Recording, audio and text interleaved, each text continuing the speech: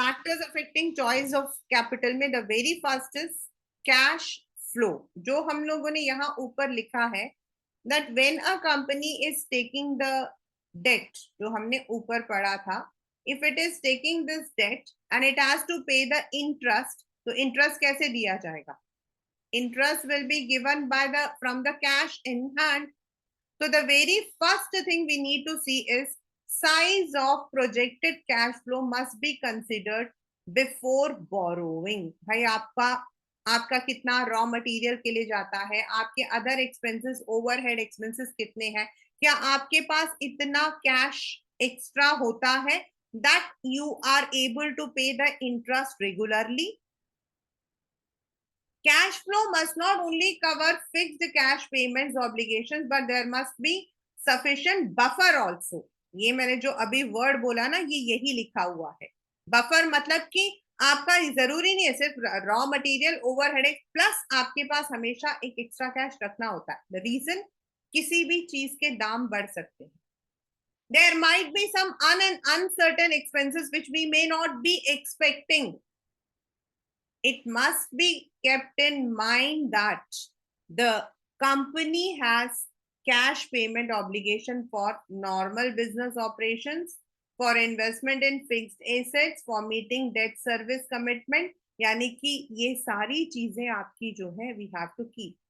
So if you are taking the loan debt, then आपके दिमाग में हमेशा होना चाहिए, और ये जो है ना, it is not for the companies, it is even for us, for a common person.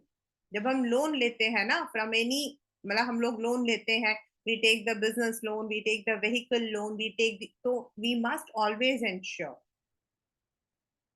it should not be what you call as मतलब कि स्पून टू माउथ, ऐसा नहीं होना चाहिए। बिल्कुल टाइट पोजीशन में कंपनीज नहीं चल सकती हैं। Next, interest coverage ratio. Again, this is a formula, but as per you are not supposed to, बस आप इसको learn जरूर कर लेना। ये जो second वाला है and जो third वाला है, इसको learn जरूर कर लेना, because it has come in the exam as a separate question. Not the formula, but what does it mean? Interest, the word says interest coverage ratio, means it refers to number of times earnings before the interest and taxes of a company covers the interest obligation. यानी कि आप total कुछ मतलब आप interest दोगे, total interest दोगे पर महीने, तो आप एक पार्ट देते हो, लेकिन टोटल आप इंटरेस्ट कुछ देते हो। तो what is the number of times earnings, कितनी अर्निंग है आपकी, उसको हम लोग कैलकुलेट करते हैं। वॉट एवर द एबिटा से हमारा जो भी एबिटा है उसको हम मतलब कि डिवाइड करते हैं with the interest that we have to pay. The higher the ratio the lower shall be the risk of a company failing to meet its interest payment. यानी कि हमारा इंटरेस्ट जो है दैट शुड बी, उसका जो proportion होता है, in another words, अगर आप 100 रुपए कमा रहे हो, मैं आपको बहुत सिंपल वर्ड में बता रही हूँ, अगर आप 100 रुपए कमा रहे हो तो आप अगर 1% इंटरेस्ट दे रहे हो तो इट इज ओके। अगर आप 100 रुपए कमा रहे हो और आप उसमें 80% इंटरेस्ट दे रहे हो तो इट इज नॉट ओके। तो this is the interest coverage ratio. मतलब कैश बैलेंस एक अलग चीज है, जो हमने ऊपर पढ़ा वो है कैश फ्लो, हाथ में कैश रहना। कैश हमारे पास रह सकता है, कैश तो हम कितना हाथ में रखना चाहते हैं वो है, लेकिन मेरा ओवरऑल, मेरी इनकम क्या है, मेरी ओवरऑल इनकम क्या है, अब उसमें से कितना पोर्शन मैं कैश में रख रही हूँ वो आपका मतलब कि एक अलग पोजीशन है। अब मान लो मेरी इनकम जो है वो सिर्फ 1000 रुपए है एंड मैं इंटरेस्ट जो है उसका उतना, अब मैं इंटरेस्ट दूंगी तो इंटरेस्ट के साथ मेरे को और भी तो चीजें देनी है ना। I have to return back the principal, I have to calculate the overhead expenses. तो हमेशा ये जो आईसीआर होता है इसको हम कैलकुलेट करते हैं। जब हम पर्सनल लोन लेते हैं ना, पर्सनल मतलब एज अ कंज्यूमर, बैंक्स अभी तो काफी फर्क हो गया है, लेकिन पहले क्या होता था, the banks used to see आप 85% जो है यू आर सेविंग। कितना? 85%। Means if you are earning 10,000 rupees, तो आपका खर्चा सिर्फ 1,500 होना चाहिए, तब बैंक आपको लोन देती थी। पहले ऐसा होता था। Now the banks have change their policies too much extent, but पहले ऐसा ही होता था। अब ऐसा क्यों है बताओ? द रीजन इज कि एक बैंक मुझे 85, मतलब एक बैंक जो है मुझे लोन दे रही है, मैंने और पता नहीं कहाँ कहाँ से लोन ले रखा होगा। जो हमारे बैंक स्टेटमेंट्स होते हैं वो होते हैं जो हम बैंक के थ्रू करते हैं, और जो हम कैश से करते हैं उनका क्या? वो तो बैंक के स्टेटमेंट में कहीं रिफ्लेक्ट नहीं होगा ना। अब आप लोगों की जितने लोगों की फीस आती है, मेरी फीस का जो बैंक का सिस्टम है ये बहुत पुराना है, नॉट कोविड टाइम। जितनी पुरानी मेरा इंस्टीट्यूट है उतना पुराना है। तो what ever I do, I actually पे थ्रू द कार्ड ओनली। अब तो मेरा ये हाल है कि अगर आप मेरे घर आकर अगर बोलोगे ना मैम 500 का नोट होगा, तो मुझे मेरे घर वालों से मांगना पड़ेगा। In my purse I don't even keep 200 rupees, because my entire is through the card only. तो अब मैं कैश से कितना खर्चा कर रही हूँ ये आपको पता है? आपने मेरा बैंक स्टेटमेंट देखा, बैंक में आपने देखा 1,000 रुपए रखे हैं, लेकिन आपने ये देखा कि मैं कैश से कितना खर्चा करें। इसीलिए बैंक जो है दे वांट दैट आपके पास एक सॉलिड इनकम हो, जिससे कि आप उसे वापस करो। तो as per the companies, they cover it with this ICR, यानी कि interest coverage ratio. This is the proportion कि आपकी कमाई और आप जो इंटरेस्ट दे रहे हो उसका प्रोपोर्शन क्या है। ऐसा तो नहीं है कि you are giving half of your income as interest, ये right. The third is ICR का ही, this is actually the extension. And class 12, please please please, this is very important. Learn करना, कैलकुलेट करने को नहीं आएगा, सिर्फ लर्न करना। Debt service coverage ratio, this is actually a very complex question in MBA, and we have to calculate. In 12th standard it is not there, at least I'm thankful. It refers to the deficiency, मतलब ICR में तो हम एक overall करते हैं, ICR हमारा broad है, मोटा मोटा। जस्ट जो एबिटा है उससे हम इंटरेस्ट को डिवाइड करते हैं। फॉर एग्जाम्पल, इसके अंदर हमारा जो एबिटा था वो था 2 लाख, और इंटरेस्ट कितना था 1 लाख, यानी कि 2 लाख डिवाइडेड बाय 1, यानी कि 2:1। दिस इज द रेशियो, ये हमारा ICR है, राइट।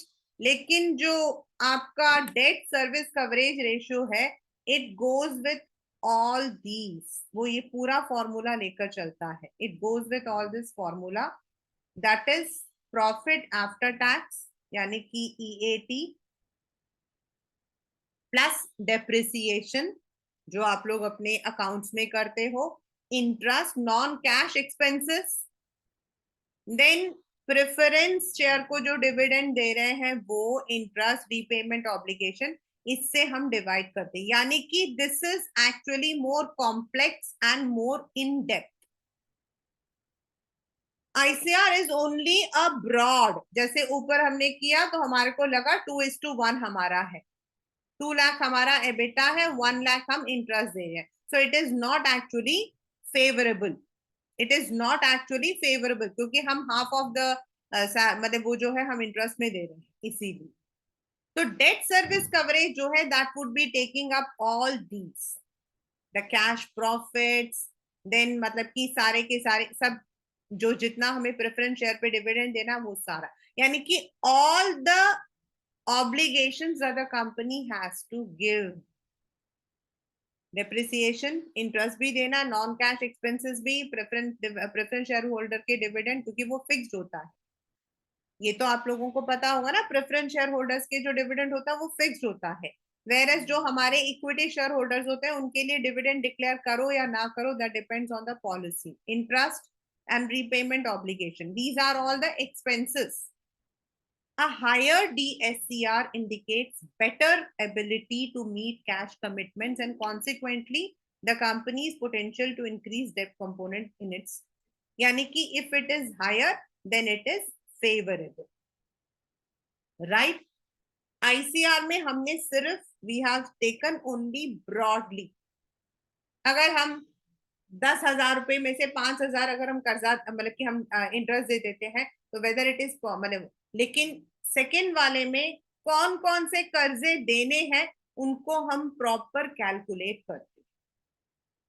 ठीक है. द नेक्स्ट, अब ये जो है this is once again a question which comes in the exam and most of the time the children take it as equity, trading on equity. It is nothing. Return on investment, ये हम पहले भी कर चुके हैं. Return on investment का मतलब हो जाता है नॉर्मली हम उसी प्रोजेक्ट को चूज करते हैं जिसमें हमारा रिटर्न ऑन मतलब की रिटर्न ज्यादा है. If the ROI of the company is higher it can choose trading on equity. That is because आप डेट ले सकते हो. We have already done this. मान लो कि एक जगह पर इन एग्जाम्पल 1, ये तो सिर्फ उन्होंने वही लिया, the firm can use more debt to increase its EPS. In example 2, use of higher debt is reducing the EPS because the ROI is 6.67 and in the first it is 13.33. मतलब यहाँ पर जब हम एग्जाम्पल लेते हैं the first one, तो ये हम कैलकुलेट करते हैं व्हाट इज द ROI. और मैंने आपको 3 क्वेश्चंस करवाए थे और उसमें मैंने आपको बताया था in some cases the ROI is directly given, in some you calculate.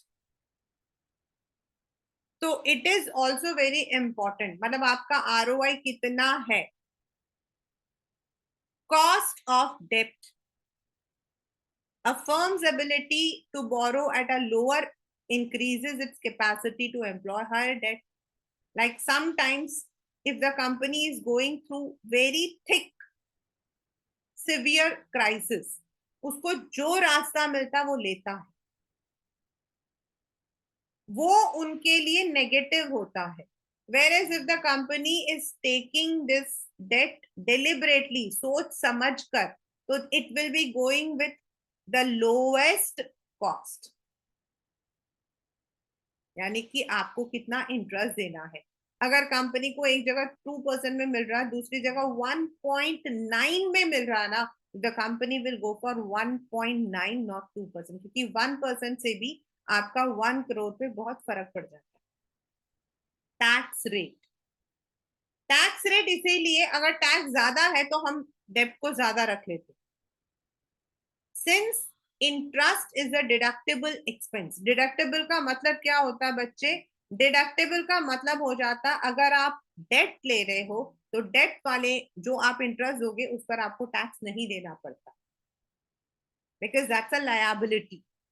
और अगर आप टोटल प्रॉफिट को रखते हो तो you have to pay the tax as per the government policy. ये हम ऊपर ऑलरेडी देख चुके हैं. The firm in example is borrowing 10%, tax rate is 30%. So the tax cost of debt is only 7%. This is a calculation. A higher tax rate that make debt relatively cheaper. अगर आप date लेते हो तो आपको उस पर you don't need to pay the tax. ये जो टैक्स कॉस्ट ऑफ 7% है ना, आप लोग सोच रहे होंगे कि मैम ये कैसे आया है.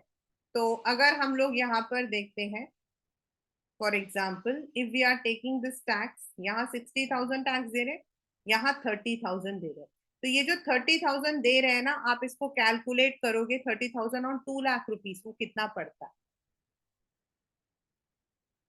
हम दे तो 1 लाख पर रहे हैं लेकिन उसको हम कैलकुलेट करके देखते हैं.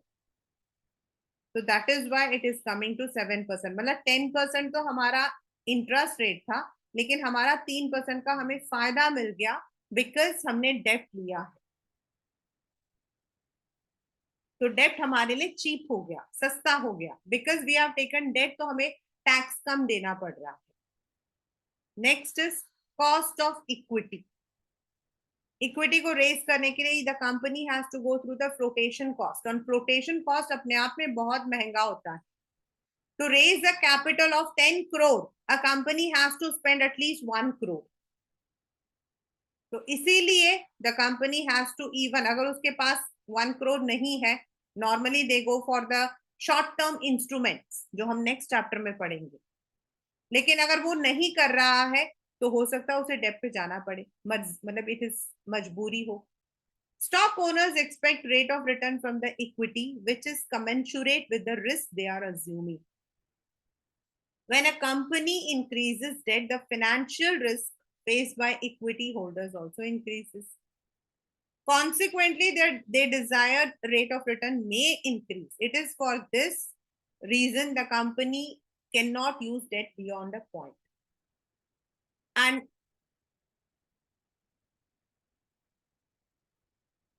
if debt is used beyond that point, cost of equity may go up sharply, share prices may decrease.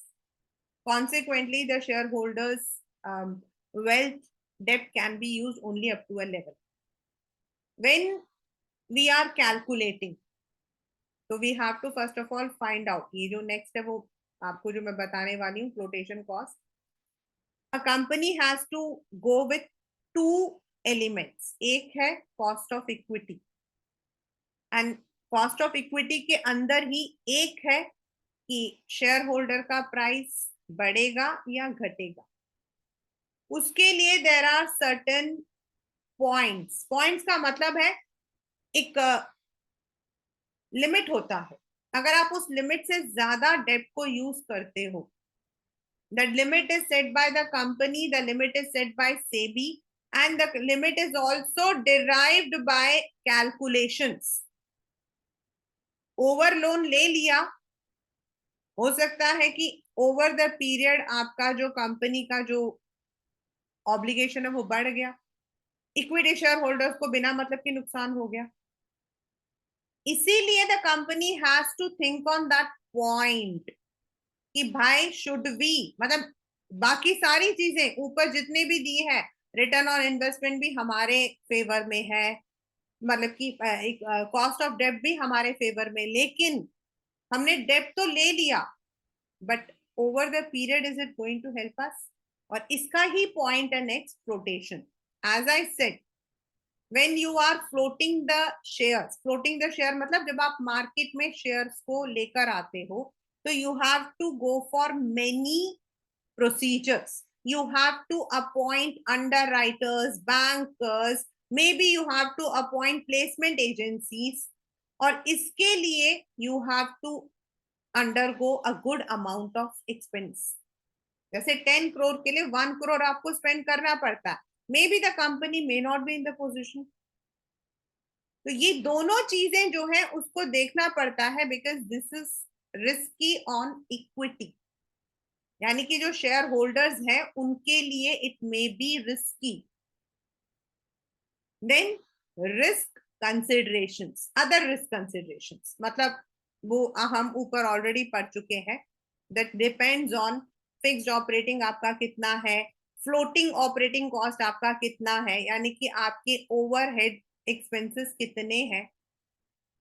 As discussed earlier, use of debt increases the financial risk. Means the company is unable to meet its fixed financial charges, like dividend देना है, repayment देना है. There might be some fixed operating cost also. So higher fixed operating cost results in higher business.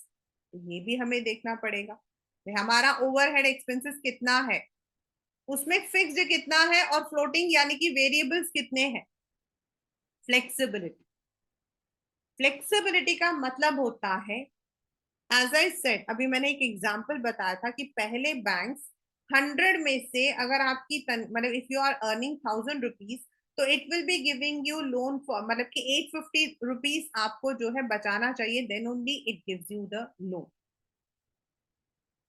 तो the company जो होती है उनके लिए they have to keep some flexibility. अब मान लो उनको जो है they have been given कि they can take a loan of 1 crore, ठीक है, and they can also raise capital of 1 crore. दोनों चीजें उनके पास है, they are having this option.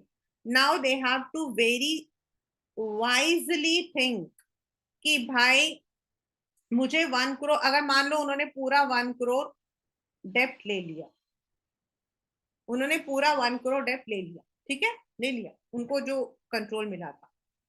अब मान लो कोई अनफोर्सीन सरकमस्टांस आ गया। हम लोग इक्विटी को कब रेस करते हैं? जब हम अपनी कंपनी को एक्सपैंड करते हैं, ग्रो करते हैं, राइट। हम अपनी कंपनी में शेयर्स को तब वो नहीं करते हैं जब हमारी कंपनी डूब रही होती है। भाई डूबते हुए को कोई भी सहारा नहीं देगा, ठीक है।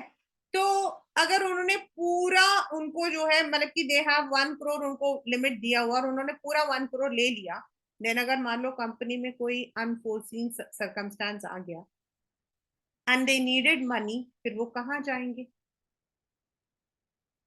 Right. Vice versa, the company has a limit of 1 crore to raise the capital through equity shares. उन्होंने रेस कर दिया, ठीक है, पूरे 1 करोड़ ने रेस कर दिया। Now say the company wants to expand further, अब फिर क्या होगा? उनके पास एक ही चारा बचेगा, वो है डेट लेने का। और हो सकता है कि उस सिचुएशन में उनके लिए डेट जो है it is not so good, तो they have to keep a flexibility. पूरा डेट भी नहीं लेना चाहिए, पूरा इक्विटी शेयर को भी नहीं मतलब कि रेस करना चाहिए। They should not raise equity shares also completely, जितना उनको दिया है, ना ही उन्हें पूरा डेप्ट उठाना चाहिए। There should always be a flexibility, क्योंकि मार्केट कब उतार चढ़ाव होता है ये हम नहीं जानते। For example, for the past 10 days the market is completely on the lower side, completely. और इस वक्त में अगर कोई कंपनी इक्विटी शेयर निकालना चाहती है तो the company will be never able to. तो इस वक्त अगर किसी कंपनी को पैसा चाहिए तो उसके पास एक ही बनता है और वो है डेट लेना। और अगर ऑलरेडी कंपनी ने डेट ले रखा है तो कंपनी नुकसान में जाएगी। तो we have to see these circumstances and we have to keep a flexibility. पूरा लोन भी नहीं लेना चाहिए, पूरा शेयर भी नहीं उतारना चाहिए, right?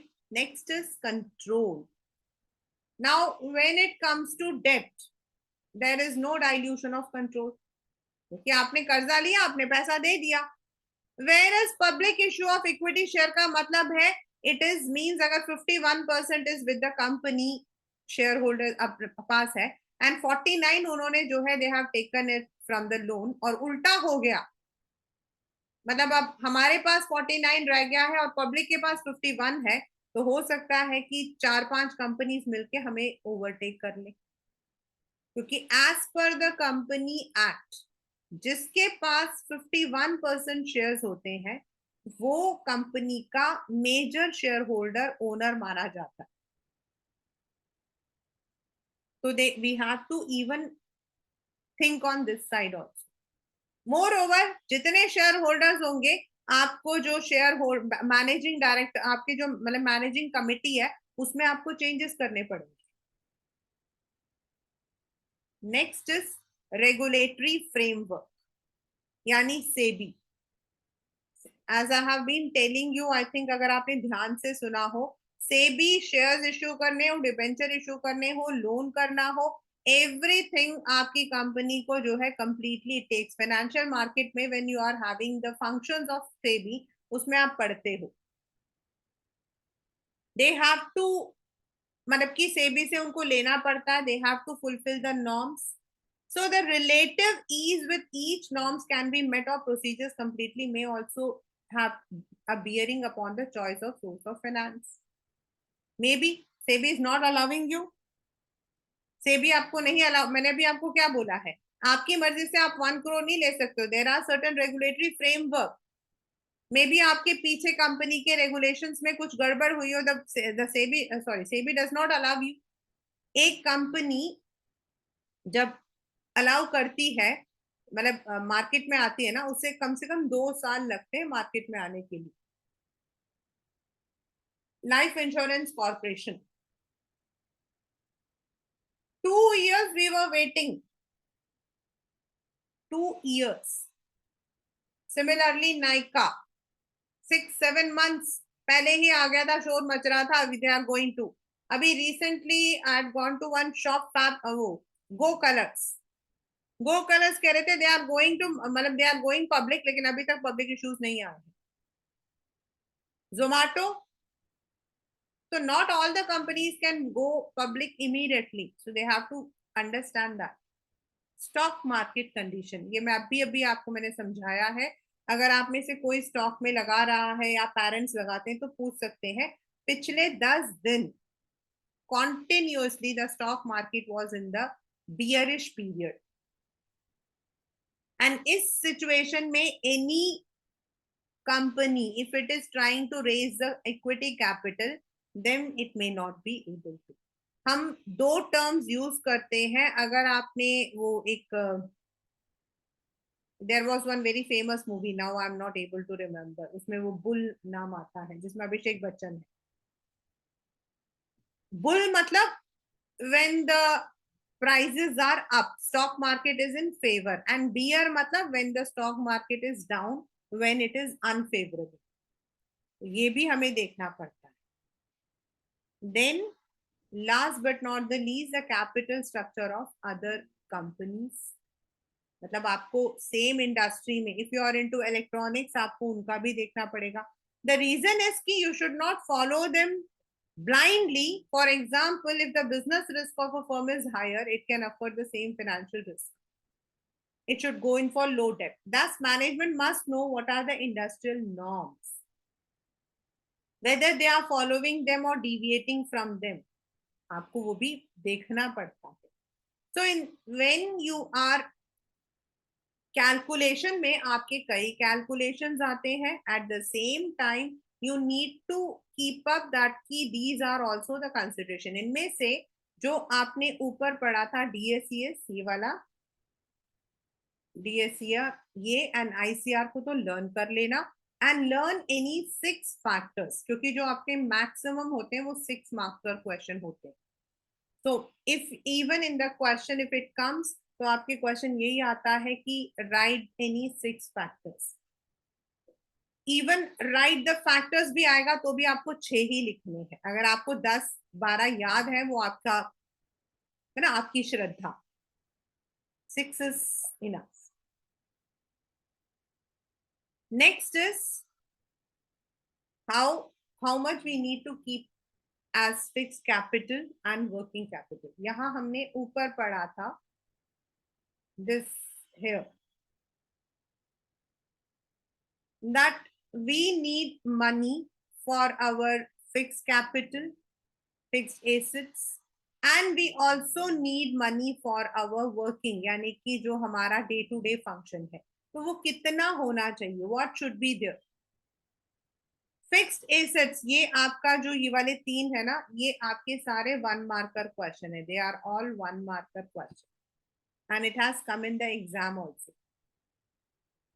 Fixed capital, fixed assets are those who remain in the business for more than 1 year. जैसे आपके plant and machinery, furniture and fixture, land and building, vehicles, movable and immovable दोनों. Decision to invest in fixed assets must be taken very carefully because इसमें आपको बहुत पैसा लगाना पड़ता है.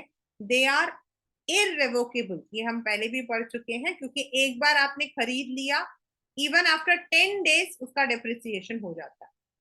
And this is also called as capital budgeting decision, ये मैंने आपसे पूछा भी था. Current assets are those assets जो आपके which can get converted into cash or cash equivalent, यानी कि आपका इन्वेंट्री आपके पास जो बिक सकता है, डेटर्स जो जिनसे आपने पैसा लेना है, जो बिल्स हैं आपके क्रेडिट में दिया वो रिसीवेबल, वो हमारे वो कैश है जो हमारा करंट एसेट है. And I think this you have studied in your accounts also, so this is a 1 marker question. Now how do we manage fixed capital? It means the long term assets. It means different project assets jahan long term hai. These decisions are called investment decisions and they are all capital budgeting जो हम ऊपर कर चुके हैं. Same thing. इनके factors क्या है वो हम यहाँ पर. And normally we finance it through the long term sources like equity, preference share, long term loan, debenture, retained earning. We never finance it through short term sources. Investment in these would include expenditure on acquisition, मतलब आप अगर किसी company को मतलब कि acquire करने वाले हो, एक्सपैंड करोगे, मॉडर्नाइजेशन, ये सारा का सारा जो है it comes as a question. These decisions can be purchase of land, building, plant and machinery, launching a new product, investing in techniques. Major are advertising campaign, research and development program. मतलब इन सब में भी हम ज्यादा पैसा खर्च करते हैं. तो what are the factors? First, जितने फैक्टर्स हम बाद में पढ़ रहे हैं, पहले पढ़ रहे हैं कि दीज आर लॉन्ग टर्म. पहली बात ये याद रखना हमें. और दूसरा, इसमें पैसा भी बहुत ज्यादा इन्वेस्ट होगा. ये जो हम प्लांट एंड मशीनरी लगाएंगे वो एक साल के लिए तो नहीं लगाएंगे ना. We are planning it on a basis of at least 5 years down the line. And जब हम प्लांट एंड मशीनरी खरीद रहे हैं तो we are going to also invest large amount of fund. हम इतना पैसा ब्लॉक करेंगे. They have to be planned after a detailed analysis. They have to, और यही जो हम ऊपर पढ़ चुके हैं, कहां से लेना है, what should be the rate of interest, what are the risk involve, because these are irreversible. So you have to be very alert while you are calculating. Irreversible, once you have taken, you cannot return it back. Abandoning a project after heavy investment is made. That means आपने जितनी planning की थी उसके लिए जो आपने starting में जितना पैसा खर्च किया था, that might be waste. Therefore, these decisions should be taken only after calculating, evaluating each detail. The factors which affect requirement of fixed capital. अब यहां पर I am giving a stop, since working capital, fix capital दोनों में first जो 3 है, that is आपका first 2 जो है, nature of business and scale of operation, it would be common. But for the first, मतलब the first portion that is fixed capital, उसमें जो बाकी चीजें हैं वो आपके अलग अलग हैं. तो that means when you are investing in plant, machinery, building, land, अगर आपका बिल्डिंग जो है, इसमें क्वेश्चन क्या आता है, that Aman is having a transport business. ठीक है, Aman is having a transport business. Now what will be, मतलब कि what will be the amount of fix capital he requires, कम या ज्यादा? तो ट्रांसपोर्ट में उसको किस में इन्वेस्ट करना है? May be he is investing in the buses और ट्रक्स जो भी है. तो जो भी आपका नेचर होता है उस पे, उसके अकॉर्डिंग है. On the other hand, Aman is having transport business. On the other hand, his brother Varun is having trading business. तो किसको जो है ज्यादा पैसा खर्च करना पड़ेगा? इट इज ऑब्वियस कि अमन, क्योंकि Aman has to invest in whatever the transport is. If it is bus, तो उसको बस खरीदनी पड़ेगी. वेरएस वरुण जो है उसका सिर्फ ट्रेडिंग बिजनेस है, यानी कि होलसेल में खरीद कर बेचना है, तो उसको जो है ज्यादा किसी चीज की जरूरत नहीं पड़ेगी. तो उसका जो मतलब कि अमाउंट है वो कम होगा. तो दैट इज नेचर. और ये जो नेचर है, this is common to fixed as well as working. अब अमन को रेगुलरली पेट्रोल भी डालना पड़ेगा, उसके अंदर जो है he has to even maintain it. Varun को तो नहीं डालना पड़ेगा.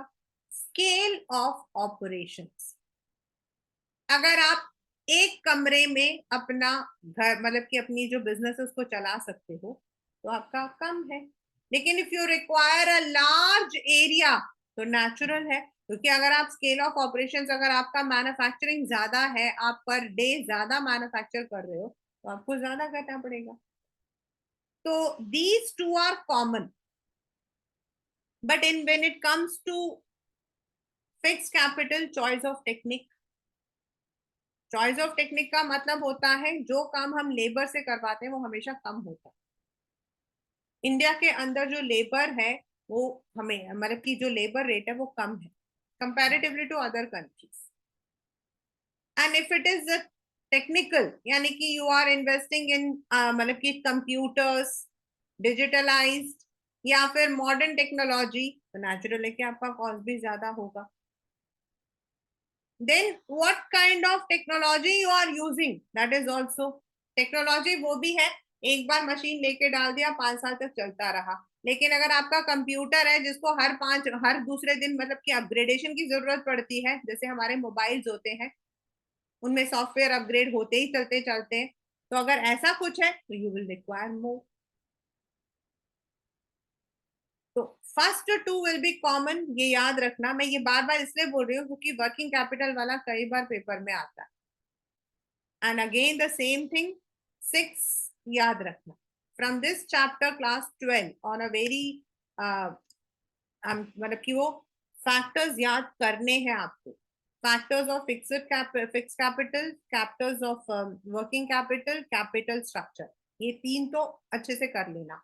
देन जो लास्ट क्लास में हम लोगों ने किया था ट्रेडिंग ऑन इक्विटी, उसको एक बार अच्छे से कर लेना, that would be there. And that question when it has come without any choice also, and you have fare well what you can say chance that you can get that question in your board pre boards also, तो उसकी अच्छे से practice कर लेना। बाकी इसमें max to max questions आपके 1 1 1 वाले आते हैं। and if you have understood the concept then the chapter is not going to be very difficult for you।